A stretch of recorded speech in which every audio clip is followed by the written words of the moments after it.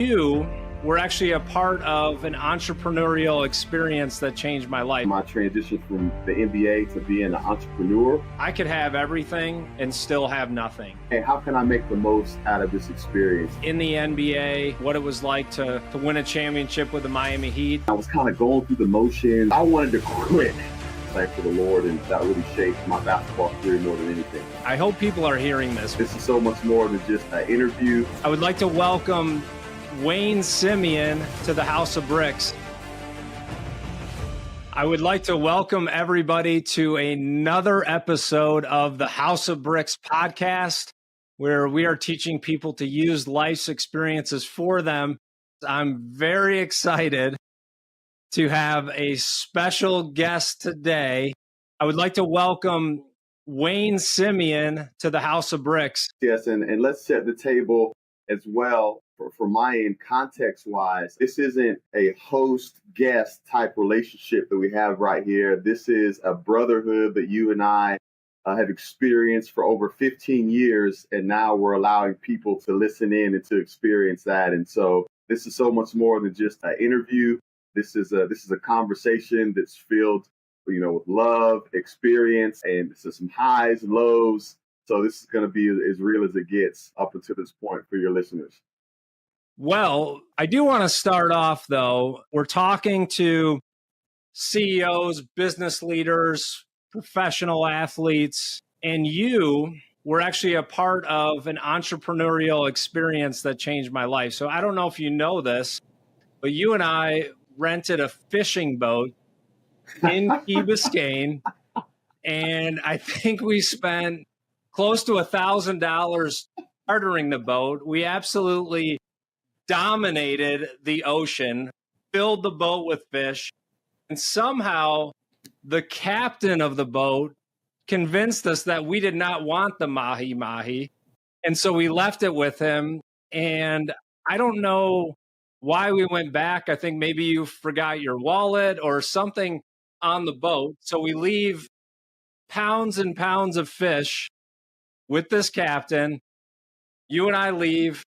And we go back, and the captain has set up what I would call an advanced Kool-Aid stand, but it's a fish market with everything that we just caught, selling it at $12 a pound. So that man has inspired me for years, just making the most of any opportunity and how to monetize things multiple times. So he charged us for the boat, and then he's slinging fish at $10 to $12 a pound. So the House of Bricks is not about living off of yesterday's success, but it's more of a movement of where people are going to go. However, I would like to set the table a little bit just to talk about your personal experience, your journey, and what I truly appreciate about you is that it didn't just stop with one gifting, the game of basketball, but you've continued to progress in life and grow in life. So tell us a little bit about your upbringing and when you first fell in love with the game of basketball. Yeah, well, I was raised in an industrious blue-collar town. It was an army town called Fort Leavenworth, Kansas, and I absolutely loved my upbringing there. Number one, I had two parents that have been married 40 plus years. They worked in a factory there, Hallmark cards for 40 plus years. The key ingredients towards me pursuing basketball: discipline, hard work, being coached. And so once I was able to kind of pair that upbringing with my love for basketball, there was able to be some really big dividends that would happen pretty fast because of that. And so transitioned into an opportunity to be able to play at the only university that I ever really wanted to go to, University of Kansas, one of the all-time blue blood programs in college basketball, and played for Coach Roy Williams, who was there for 2 years, and Coach Self for 2 years. I know we'll get into talking about some coaches a little bit later on. So a lot of our listeners are parents, and this generation of parenting athletes, it's become very complex, and it's also become very expensive. And I know growing up, you had great parents that are applying discipline, character. How much pressure did they put on you to perform as an athlete, the sacrifices they're making? Did they kind of leave it in your own hands, or did they really hold you accountable? Was it more how you acted around the house and being responsible there? Like, walk us through that a little bit. Yeah. No, I'm glad that you mentioned that, and they did a great job in that. And I've got 5 kids that are engaged in sports, just like your boys are. Some volleyball, football, and some basketball players. And the one thing that I do appreciate about my parents and helping me through that youth sports journey, which I'm still using now, is there was never any pressure, but there was accountability. Meaning, if I did a book report on what I wanted to be when I grew up, and if I said NBA player, my parents would then come back to me and say, "Hey, are you willing to do the work and to show the commitment that's necessary for you to be able to achieve this? Because if not, you're not allowed to say that. Okay, you're not allowed to hand this book report in, or you're not allowed to hand this, hey, what do you want to be? You grow up essay in, unless you're willing to put the work in," which I appreciated. And then, as you progress into higher levels of youth athletics, cost goes up, right? The cost of time, the monetary cost for, equipment and travel and coaching and tournaments. And my parents were factory workers, right? I didn't grow up with lack, but we didn't grow up with a lot of extra. And I can remember, it only took one tournament to where I showed up and I wasn't that into it. And I was kind of going through the motions. I was kind of being the cool guy. And I remember my dad blowing me up in the car. And this is the only time he ever blew me up. It wasn't over bad performances. All right. It wasn't over, anything production related. But he said this. He said, "Boy, if I'm going to take off work, all right, if I'm going to give my hard earned money, all right, to help bring you here to this tournament, you better bring your hard work ethic every single game." And, my dad's a big guy like me, and it was pretty intimidating. I can still remember the tears welling up in my eye, because he was absolutely right. And I'm so thankful that he held me accountable, to that. And it only took one conversation like that to realize that the opportunities that are being afforded to me are at the expense and the hard work and the sacrifice of my parents. And that at the very least, I owe them effort, concentration, focus, going the extra mile when it came to those things. And that's the same standard that I try to hold my kids to at now as they're in their youth athletic experience. No, I met your dad before, and he also just has this intimidation factor. It's like he doesn't have to say anything. You just know, like, if I push the wrong button, he's the nicest guy in the world, super quiet. I'm like, but if I push the wrong button, things are going to go south and I'm not going to end up on top. Like, that's just kind of like the presence. And he's got some laser eyes too, the laser eyes that I've felt. So he doesn't have to say much, but he's got the laser eyes that speak 1,000 words. So you mentioned something that is actually applicable in all areas of life, especially from a leadership standpoint, is how do you balance accountability and positive pressure versus creating an environment of fear? Yeah, that's a great question. And one thing that I think is really helpful in that is in whether you're communicating it to a team of salespeople that you're leading, whether you're communicating it to your kids, whether you're communicating it to a youth sports program that you're coaching, is the reality: expect things to be hard, right? Expect things to be disciplined. It's like, look, the good things in life, winning, the great job, championship trophies, like, they don't come easy. And guess what? Everybody on the planet wants to attain those types of things. And so it's an extremely competitive environment. It should be hard. It is hard. The preparation leading up to it has to match the high stakes and the high competitiveness of the event in the moment. I know we don't want to spend a ton of time on the past, but I do want to talk about your time at the University of Kansas. So if I recall correctly, you started getting visibility around your sophomore, junior year of high school in basketball. You said University of Kansas was the only place that you want to go. Tell us a little bit about your career there and some of the coaches that you played for. Yeah. I had an incredible career that exceeded my expectations, and a lot of that had less to do with my individual ability and more to do with the teams that I was on. Anything of any value or significance that I've accomplished in my life has been because I was a part of a team. It's been because, and this is still not necessarily a mantra, but like some core values I live by. Hey, having a coach, being a part of a team, and having a training regimen. So when I was there, I played with some phenomenal guys that were, All Americans and players of the year, and guys that showed me the ropes when I was there. When I was a freshman, played for two Hall of Fame coaches, Roy Williams and Bill Self, and had a ton of success in one of the toughest conferences in college basketball, and three Big 12 conference championships, and back-to-back Final Fours, and we lost. I would say the most important thing that took place during that time at KU was I actually became a Christian. Up until that point, my first 20 years of my life, my identity and my worth and my value had all been wrapped up in basketball, had all been wrapped up in the applause and the approval of people, had all been wrapped up in how I performed, had all been wrapped up in my hope to reach an NBA dream. And there's so many highs and lows that came with that. On the inside, I was left broken and bored, longing for something greater to live for than myself in basketball. And I'm thankful that I had some older guys take me under their wing and show me a better way to live. And I became a Christian July 12th, 2003. That was at the end of my sophomore year. And my identity got freed up. My identity was found in Christ.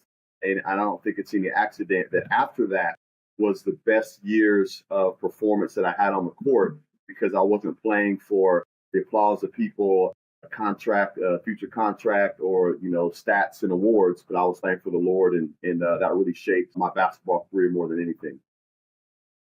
Well, I appreciate you sharing that about your faith, and we share that faith in common, and kind of going through that moment in time where you realize I could have everything and still have nothing. And what you accomplished as a basketball player and fulfilling your lifelong dream, like how many kids out there want to play basketball at the University of Kansas? How many kids out there want to be a McDonald's All-American? How many kids want their jersey hanging in the rafters?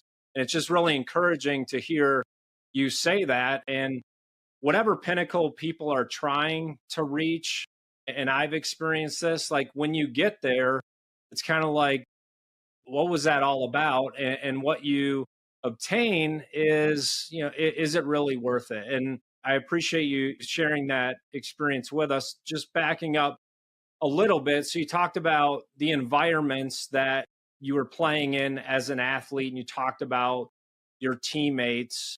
What gets a team and teammates to follow a teammate? Obviously, the coach is in charge, or your boss is in charge, or whatever. But what characteristics do those team leaders have that are able to attract their teammates and get them to kind of establish in a captain role, or whatever it is?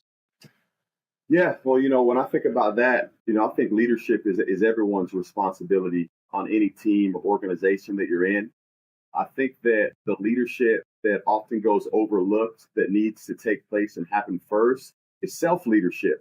How are you leading and governing yourself? How are you showing and displaying discipline and core values and habits in a way that helps your individual life flourish, in a way that when people see it, they then actually say, hey, that qualifies that person for me to then trust them and to follow them as a leader. And so I think a lot of times, people kind of put the cart before the horse and think about, hey, I just show up to this organization or team. I need to think about how am I going to lead others? Where a lot of times those people are looking to see, wait a minute, how is it that you lead yourself first? And is that producing fruit in your life? And is it showing a version of trustworthiness for other people to submit their lives under your leadership? And so I think that's very important.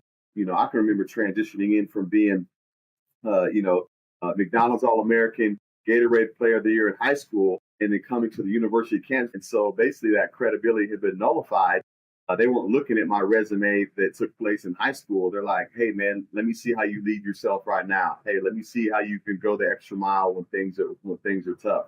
And I would say that very same thing has been consistent for my transition into college, into the NBA. And then even my transition from the NBA to being an entrepreneur, running my own nonprofit for 13 years. And now even in my transition from someone that ran their own nonprofit to now being in a huge kind of corporate structure. So I think those things have been consistent. So you had a successful career at University of Kansas. You get drafted by the Miami Heat. Talk to us a little bit about your experience in the NBA versus college and what it was like to win a championship with the Miami Heat, and then love to get into some of the coaching that you've experienced over your career. Yeah. Well, I mean, it was a credible experience, to reach a childhood dream, to be considered one of the best in the world, something for a small period of time. But it was extremely hard, extremely difficult. There's a reason why there's only been, 5,000 players to ever step on the NBA court, in the last, 70, 80 years that the NBA has been in existence. And so it was extremely hard to get there. It's even more difficult to be successful there. And but I did learn a lot, and it was a great experience. My career did take a pretty big transition in the sense that up until that point, I'd always had a ton of success. I'd always been the starter. I'd always been the center of attention. I'd always gotten the most shots and things like that. Well, when you're playing with D Wade, Shaq, Alonzo Mourning, perennial all-stars, guess what? The attention and the touches are going to shift pretty significantly. And so there really had to be a shift in my mind as well in terms of, hey, what my role was going to be, in that. And I turned into a role player. Unfortunately, I wasn't able to stay healthy to really be as productive as I hoped, which is why I was buried at the end of the bench, next to you with your courtside seats. But it was great to be able to know that even as I was kind of in that environment, right, buried at the end of the bench, a role player, to still just like have an antenna up for, hey, how can I make the most out of this experience? And I really feel like, Adam, there's no way that you and I would have become the lifelong friends that we are, the valuable colleagues that we are, because great, we got a friendship, right? But we also have a professional relationship where we really sharpen and challenge each other in that. And I don't think that would have been possible had I been buried at the end of the bench, hulking and in my feelings and sad and upset because my role wasn't what I wanted it to be. I was trying to be the best teammate I could be, and then I had my antenna up for, hey, what are some other things that are going around me in this environment, that could be beneficial, that could be mutually beneficial to me and to other people. And that's where our relationship started, and has gone on since. Let's talk a little bit about the coaching that you've experienced, because as you know, right now, what I feel is doing what I was really created to do. And it took God 45 years to write my story. And I feel like the next X number of years, it's my job to tell it, and how the ups and the downs and the anxiety and the sleepless nights and the fear and all of the things that we all go through in life. It's good to hear that other people have those challenges too, and how to use those experiences as a positive for growth. So talk to me a little bit about the coaches that you've played for, a couple key takeaways that are applicable to our audience in business and life, and then we'll get into a question and answer. Yeah, no, that's great. And before I get into kind of the resume or the list of incredible coaches that I've had a chance to play for, I can't undersell the importance and the need to have a coach or to be coached. And when I say that, I'm expanding that far beyond just the realm of athletics. Even now, as a 40-year-old guy, married 17 years and a family, I go out of my way to make sure that I have older guys that are just a little bit further down the road than me, to coach me in my marriage, to coach me in my parenting, to coach me in my handling my finances, to coach me in my business dealings as a sports executive. Like, find a coach. Like, get someone that can, set the bar high for you. Get someone that can speak wisdom and insight into your life. Get someone in your life that could be real and raw and vulnerable and authentic. Get someone that's going to tell you the truth, hard truths, because I can't tell you, how much of an accelerator that is in leadership and success. And so I experienced that first, in a basketball scenario. So again, got a chance to play for Coach Roy Williams, Hall of Fame coach, 400 wins at two different blue blood schools at Kansas and North Carolina, and then like three national championships. And so one of the things that I appreciated about him so much as I think back about his leadership is that he had some non-negotiable like culture and set of values that he structured his teams around that he would not budge from. A lot of that came to do with the type of staff that he would bring on. It also had to do with the type of talent that he would recruit. And if they didn't fit into those non-negotiables, even if they were some of the most talented people in the world, he would not budge from that. A great example of that is that when we bring recruits in, it's the current player's job and responsibility to host that recruit, to give them an experience of, hey, this is what it's like to play here at this school. You know, this is what the campus and the environment's like. Well, we had one guy who was, I think he might have been the number one player at his position, top 10 player in the country. And you could just tell immediately that this guy's attitude and his disposition towards team and overarching goals, like, wasn't going to align well with what we had already had here. It was all about him. This place was just a stepping stone for him to get to the NBA. And even though he was a uberly talented high school recruit, I remember several of us went to Coach Williams and said, hey, Coach, we don't really feel like this guy's the right fit. And again, we're 19 years old and we're going to approach, you know, a Hall of Fame coach saying, hey, Coach, what will fit? And one of the incredible things was like, hey, I trust and I believe you guys. You know the core values and the standards we have set. I'm not going to offer this guy a scholarship. Really? Wait, what? Like, no, you already have him on campus. If you bring a guy on campus of that type of talent, you offer him a scholarship. And he didn't offer him the scholarship, and the guy went on somewhere else, and we had a bunch of success without him. And so that was something I really appreciate. And so as you're thinking about talent acquisition, you know, as an entrepreneur, as a business leader, like, is it the right person? Is it the right fit? Is there alignment with your core values? And you hear the theme of, hey, getting the right people on the bus and the wrong people off the bus. Like, those type of things are really true and weighty. Something that I appreciate about Coach Self, who I played for 2 years and who's the current coach at Kansas now, and, you know, 2 national championships and are the all-time winningest program in D1 history. He has a standard of toughness that is unlike any that I've ever seen. A standard and expectation toughness, and goes down to his conditioning boot camp. It goes down to the practices every single day that he hosts. He wants the preparation to be way tougher than the actual big moment itself. There's no excuses. There's no type of or manner of guys where they can tap out or bow out to that. And like his standard and expectation for toughness, mental toughness, physical toughness is just off the charts. And what happens in that is you take maybe teams that are average and ordinary, and because of their toughness, they're able to overachieve in incredible ways. And, you know, we just recently won the national championship in 2022.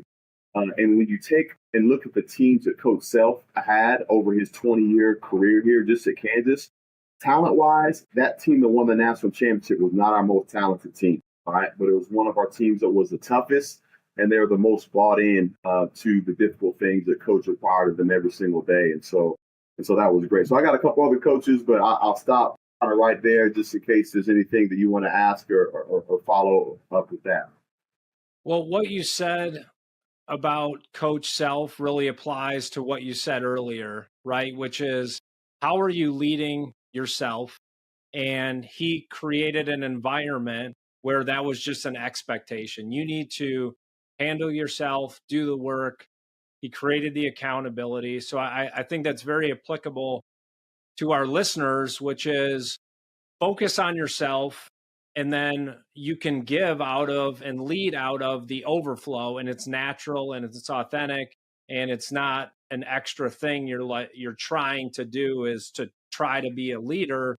If you're doing the right things, leading yourself, then it's just, like I said, going to be given out of the overflow of who you are. And I think that creates the collective buy-in. So you can go ahead on with the next coach that you played for. Yeah, no, and I'm glad that you said that. And, you know, another thing that came to mind as you were sharing that is, I don't think that there wasn't a day when I was playing for Coach Self that I didn't want to quit. I wanted to quit every single day. And there's something about having to face that every day. And when you get to the threshold of wanting to quit, and then you just say, you know what, to hell with that. I'm pushing past this. I'm going forward. I'm not tapping out. Like, it builds a grit and resiliency in you, confidence in you that just stays with you forever. And then it's even interesting now. I haven't played for Coach Self for 20 years. We work together every day, but I haven't played. But still, to this day, the standard is a standard for me. I need to do something every single day that makes me want to quit. Whether it's a physical workout, whether it's continued education, learning, reading, whether it's doing simple mundane chores around the house to help my wife. Like, every day I'm looking to attack something that makes me want to quit, and I'm saying, you know what, to hell with that. I'm going to dominate this thing. And just as a leader, it's really helped me. And so I would really encourage the listeners here, like, hey, what is that for you? Like, and if you don't have it, you got to go find it, and you have to find something that causes you to want to shrink back and tap out. But you push through that. Well, what would you say? What's that for you, Adam? Yeah, because I know you well enough to know that you've had several of those type of instances when it comes to your success as a business leader. What have been some of those stories and instances in your career? In reference to business, look, I'm going through it right now with the House of Bricks podcast. I've gone through it in every business. And if you think about my career, it wasn't like I grew up playing basketball and then became a professional basketball player. Like, as a career, each of my businesses have been in different industries of which I have absolutely zero background in. So I dropped out of college, started a direct marketing company. I didn't have a background in direct marketing. Started a technology company. I can't write a line of code. Started a healthcare analytics business, had no background in healthcare. And what I've been able to do is recognize the patterns in business. And it's the same as in athletics. It's the things that you do every day consistently over time. It's not rocket science. Like, the things that I'm assuming Coach Self and Coach Williams and Coach Riley, like, it is doing the basics. It's doing the fundamentals. You watch guys like Michael Jordan and Kobe Bryant. Yes, they do these amazing things with the basketball, but they also have the best footwork you've ever seen. The best. So it's those little things that once you have that strong foundation, then you can start to build and do some of that creativity. But even starting this podcast, you know me very well. The most difficult podcast I've done is the last one, which is talking about myself. So I don't say getting out of my comfort zone anymore. It's stretching my comfort zone. I'm trying to expand who I am and use my story not to be a memoir about me, but how can I inspire other people? So I'm waking up now. I'm on this 3:30 a.m. wake up thing. This is how I get in startup mode. So Vanessa's really enjoying that. And it's so funny because I can't see anything in the dark. So I try to pack my bag in the morning, and of course I forget one thing. I'm stumbling over this, turning the light on in the bathroom, and it's 3:30 in the morning. So, man, we all face it every day, and I think what separates those who are successful and not is how they're able to process it. I just take every day, every moment as an opportunity to continue to build towards the future, and I really want to inspire the world. It's very difficult the more you achieve in life to try new things. And this is what I really appreciate about you is I've watched you evolve to being way more than a basketball player. You're not living off of yesterday's success, but you're trying to be a better husband, a better father, a better person, and now helping grow in your position at the University of Kansas. So it's been an honor to watch you do that, because a lot of players, they or even in business, you have that one success, and then how do you repeat it over time? I know this is what separates me from a lot of the executive coaches out there is that I've lived it. I've woken up in a pool of sweat. I've had white knuckles trying to come up with payroll on a Friday. So I've lived all of those things. And as you mentioned earlier, the coaching, they provide that accountability, discipline, and the encouragement of just knowing someone that's been where you want to go. It is the one hack outside of doing the small things consistently over time is find someone that is where you want to be. I have always sought counsel in my marriage, like seeing people. I don't want to read a book or go to a counselor that just got a divorce. I'm looking for people that have been married 40, 50, 60 years. Like how did they do that? How have they started and exited businesses? So in those moments, even now where I'm facing, do I give in to the doubt and fear, or do I overcome it? Man, a couple things you said there I really liked that make me think of the next coach. You talked about fundamentals. You talked about helping others or raising up the next generation. And you talked about like finding a coach to motivate you and to encourage you. And when you said those three things, my mind like Pat Riley, Pat Riley, an icon in the NBA space, any coaching space, and any executive space. And, you talk about fundamentals. Bro, when we won the world championship in 2006, we start out training camp with stationary ball handling, form shooting, and three-man weave after we had just won the title. And we're looking around, we got, four Hall of Famers, first ballot Hall of Famers on that roster. And we start out back to the basics, boys.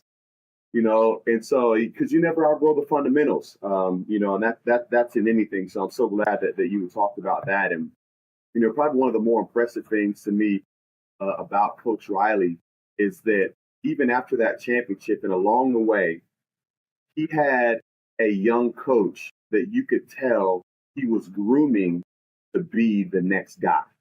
You could tell he was grooming him in a way that he gave him some significant responsibilities. I'm so glad you brought up Eric Spoelstra, because that is exactly the way that I have also built my companies and even launched this podcast, which is finding people that had the desire and the will and the work effort I value way over experience. And when I started this podcast, I had the opportunity to go with these agencies and had all the platform. And I went the other route, which is finding people that were passionate about what we were doing, creating the environment for them to grow and develop. And it's just been amazing to see the progress of our video production, the social media content that we're putting out. So love my team that I put together here. And it's kind of that same environment that we're creating to, again, see people with will and passion and desire to grow. And you can cultivate that and they can learn anything, but it's having that desire and passion. I know there's one other coach that you wanted to talk about today, and then we're going to flip the script and go ahead and ask me whatever questions you want. Yeah, well, thanks for carving out a little extra time for this. And this is a coach that I didn't play for, but I had an encounter with him not too long ago that was pretty transformative for me. And it was the coach's name is Larry Brown.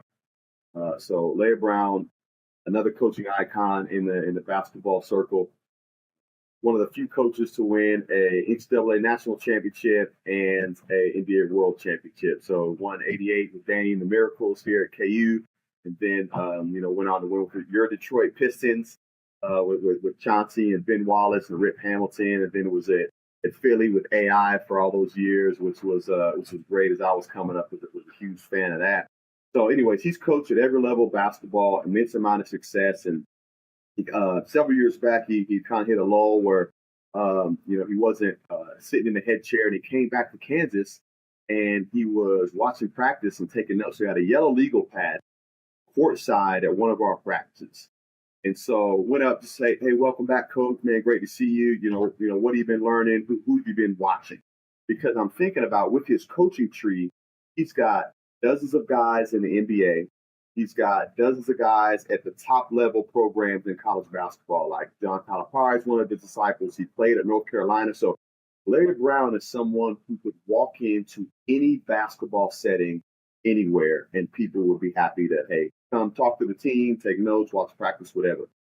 So I asked him where he'd been going, thinking he's going to say, hey, I've been at the San Antonio Spurs. Hey, I've been in Kentucky. Hey, I've been in North Carolina. And he starts peeling back pages and pages of this yellow legal pad. And he says this, Wayne, I've watched more high school basketball than I ever have in my entire career. Man, look at all these wonderful things I'm learning from these young high school coaches. And he's peeling back pages and pages and pages of notes from high school coaches. I'm sitting there thinking, like, wait a minute, like, this is Larry Brown. Like, any high school coach in the country would pay him gobs of money to sit at his feet and to learn from him. You mean to tell me you've been going to watch high school basketball practice? Oh yeah, and I've been learning so much. And something happened to me there in that moment, Adam. And it was this. It wasn't that, oh yeah, Coach Brown is really enamored with basketball. That's all he knows, so he's got to be around it. But it was this. The thought was this.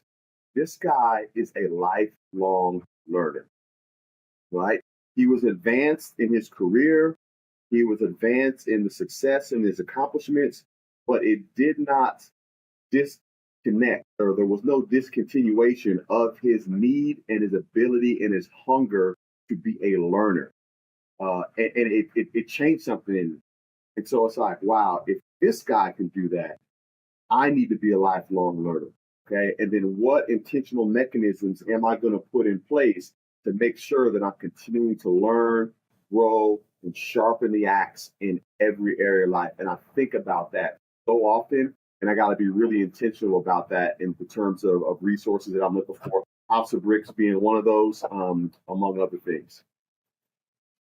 I appreciate you saying that. And in addition to being a lifelong learner, are there a couple things that you're doing right now? Like, give us one or two things for our listeners, because again, I hope people are hearing this. We're talking about some of the greatest coaches to ever walk the face of the earth, greatest athletes to ever play. Like you mentioned, it's kind of mind blowing to think about. There's only been 5,000 plus or minus NBA players over the history of the NBA. Like the statistics of making it are 99.9% not going to make it. And what you're sharing with us is focusing on the basics, discipline, accountability, lifelong learning. Are there one or two things that you're doing now that are helping you be a lifelong learner? Because right now there's so much information out there. I can read thousands of books. I can look up anything on the internet. Like, where do I start? What are a couple things that I could do to really be a lifelong learner? Yeah, no, and man, thanks for asking that. And of course, you got to consume those things. You got to read. You got to research. Self-admittedly, because of dyslexia, reading isn't my best version of learning. But that doesn't mean that it gives me an excuse not to do that. All right, so I do have books. I'm actually taking a series of free online courses called Monday Church, which basically helps you to integrate your faith and your daily work together. And it's free online course through Forum Deo, and I'm actually working my way through that. And then of course there's incredible leadership books that I have to get a chance to read and get exposed to as well. I'm actually in the case where in the season of life right now where, because of the unique kind of career, I'm going from a career business wise where basically ran my own nonprofit.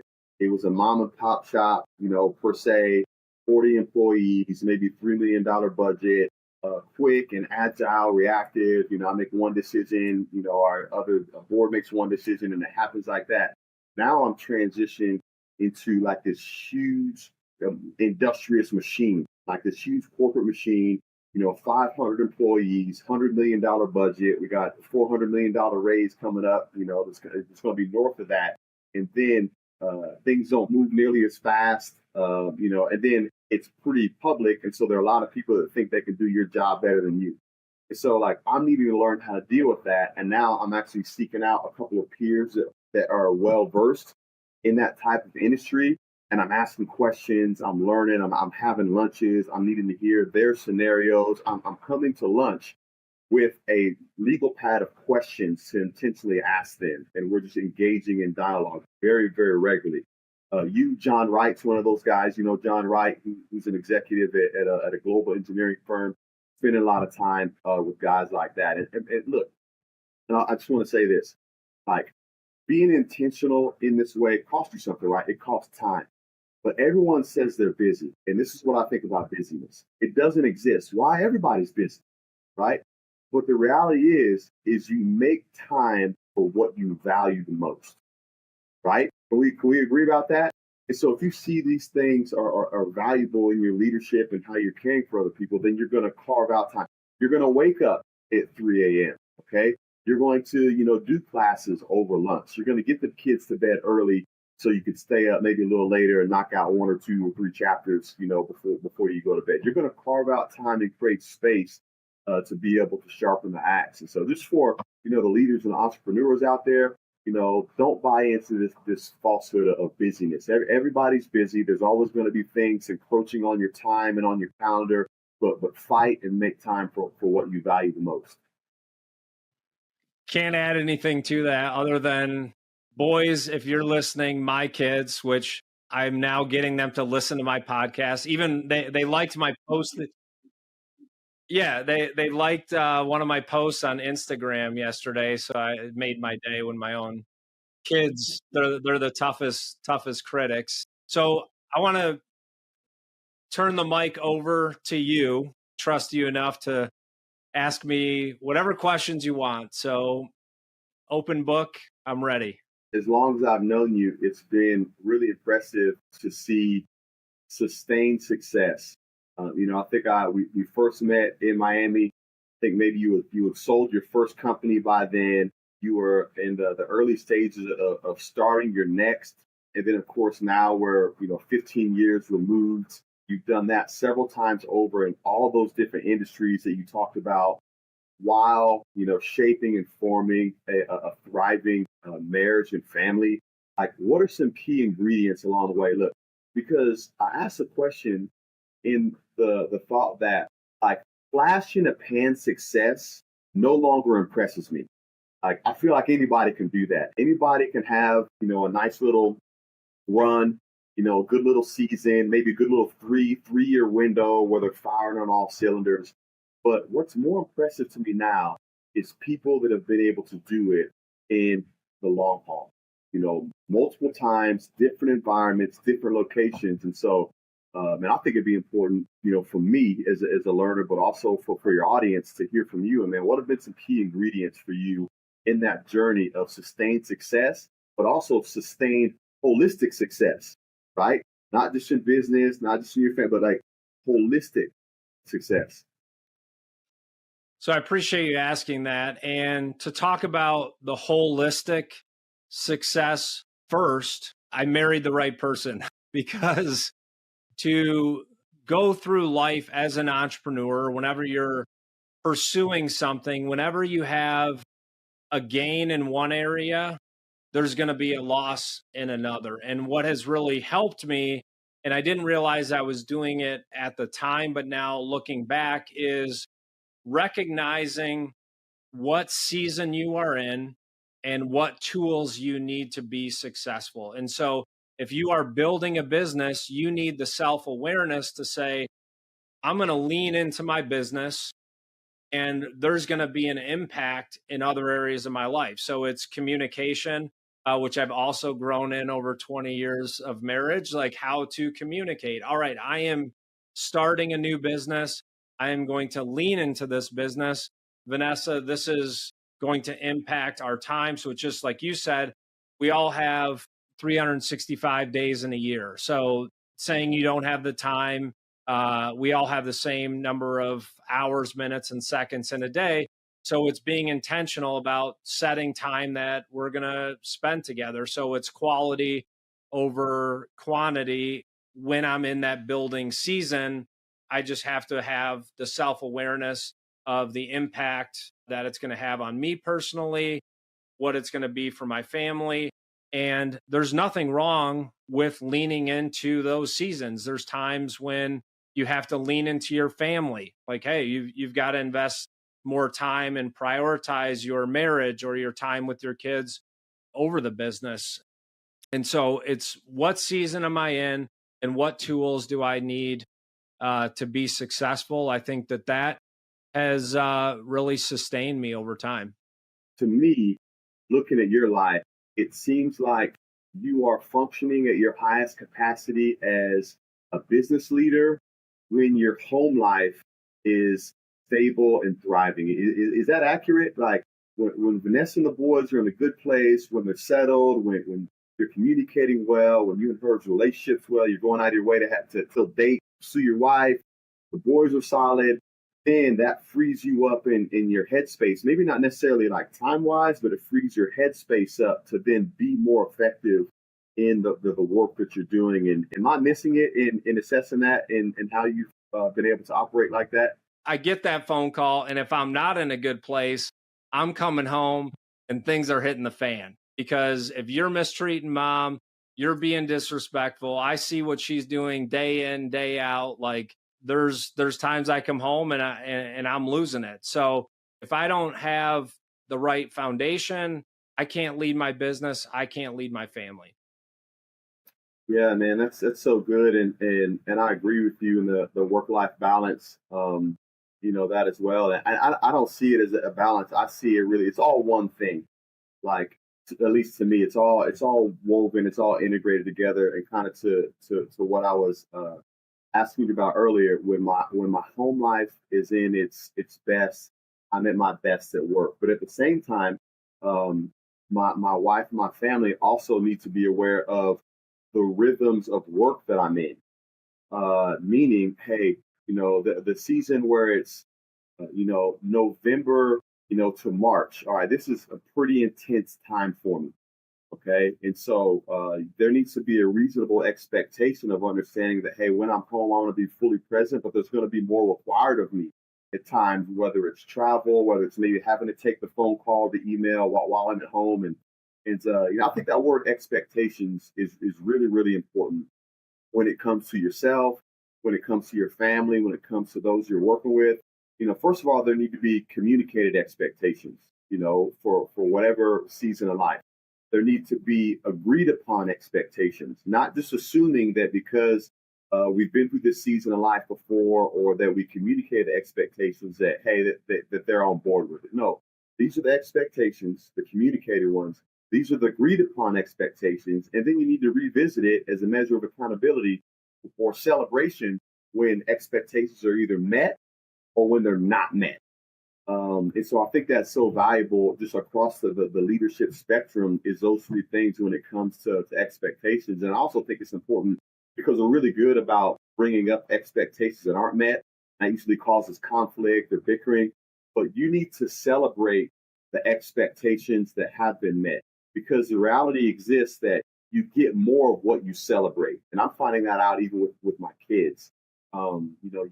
The things that you celebrate and that you value, that you esteem, like it produces, repetitions, from that, or people that want to go and pursue and to see that happen over and over and over again because they felt like they were rewarded, at some type of experience. And so, yeah, those expectations are really important, and it got me thinking about that as you were describing that for your life.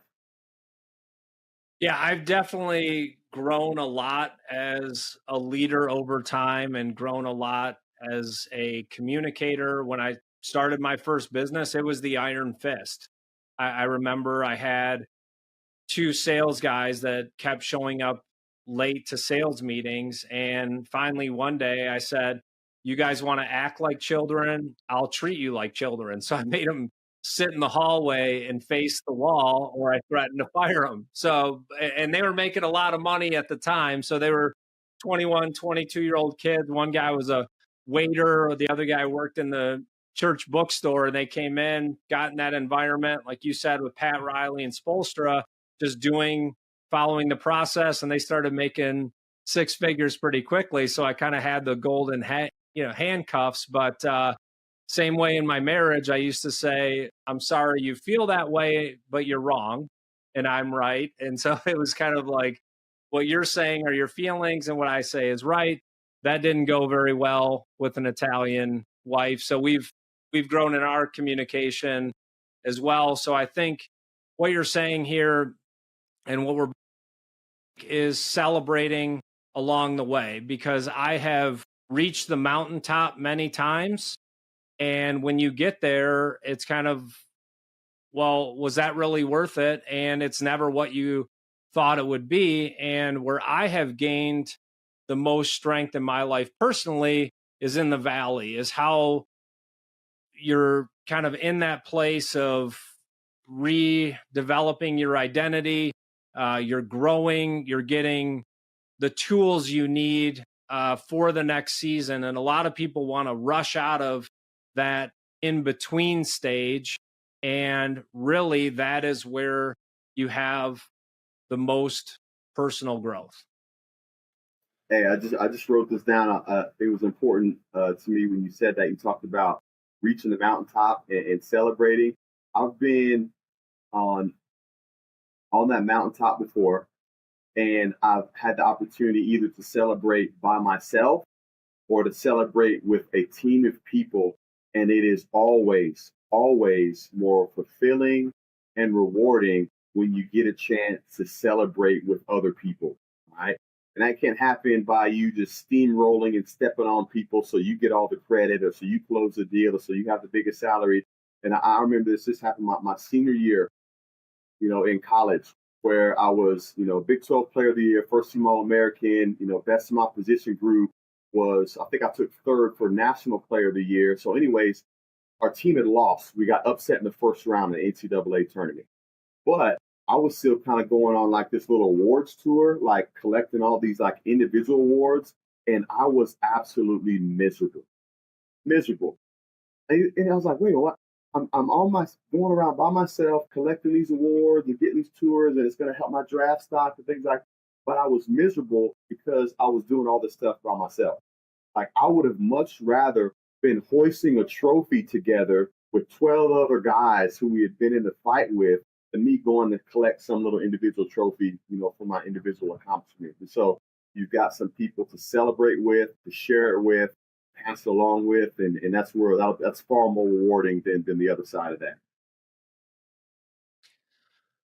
Well, as we start to wrap up here, what I'm taking from what you just said is that you and I need to celebrate this podcast because it is complete. So I am going to hop on the next plane to Kansas, and I think you and I need to go out and celebrate this podcast. I mean, why wait until we get 1 million views on YouTube and it goes global? I think we should celebrate this moment right now. So are there any additional questions you have for me as we kind of wrap up?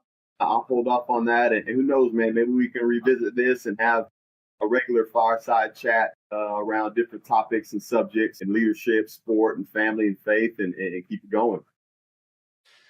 Well, I want to thank you, Wayne Simeon, for being a guest on the House of Bricks podcast, but more importantly, for your friendship over the last 15 years, your inspiration, your story, your faith, and how you are continuing to grow in your professional career.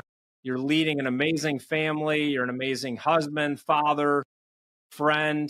And I want to thank you for being on the House of Bricks podcast. You've given us some incredible insights from some of the greatest coaches to ever walk the face of the earth. I appreciate everything you've shared with us today. So, Wayne Simeon, thank you for being a guest on the House of Bricks podcast. Yeah, thanks for having me, man. Let's keep it going.